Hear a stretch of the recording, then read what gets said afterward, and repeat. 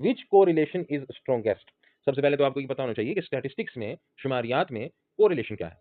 दो मिकदारें हैं, दो क्वांटिटीज हैं, ठीक है जी, या दो वेरिएबल्स भी हम कहते हैं, तो मैं सादा लफ्ज इस्तेमाल करूंगा, दो मिकदारें हैं, उनका आपस में ताल्लुक कोरिलेशन कहलाता है। मिसाल के तौर पर मेहनत और कामयाबी, मेहनत और कामयाबी का जो आपस में ताल्लुक होगा उसको हम कोरिलेशन कहेंगे। तो हम मेहनत और कामयाबी का आपस में ताल्लुक मालूम करते हैं।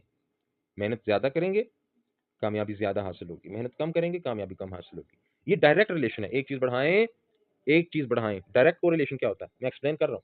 डायरेक्ट कोरिलेशन क्या होता है कि आप एक चीज बढ़ाएं, एक मिकदार बढ़ाएं, दूसरी भी बढ़ जाए, और एक कम करें दूसरी भी कम हो जाए।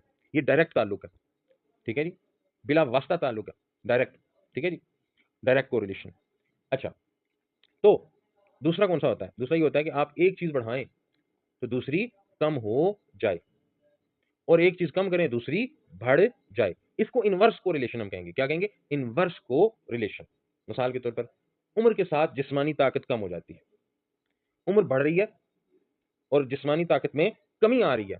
ये क्या है? ये इनवर्स को रिलेशन है, इनवर्स को रिलेशन, ठीक है जी। तो जब हम को रिलेशन मालूम करते हैं, दो मिकदारों का आपसी ताल्लुक मालूम करते हैं, ठीक है जी, तो स्ट्रॉन्गेस्ट कोरिलेशन क्या होगा? सबसे स्ट्रॉन्ग कोरिलेशन की वैल्यू क्या होगी? तो वो दो होती हैं, आपने याद रखना है, -1 या +1।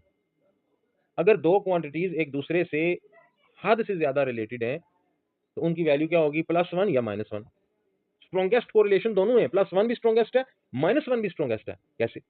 डायरेक्ट कोरिलेशन हो, डायरेक्ट कोरिलेशन में वैल्यू क्या होगी? +1। अगर डायरेक्ट कोरिलेशन है तो स्ट्रॉन्गेस्ट कौन सा है? +1। और अगर इनडायरेक्ट या इनवर्स कोरिलेशन है, इनवर्स कोरिलेशन, तो फिर स्ट्रॉन्गेस्ट वैल्यू क्या होगी? -1।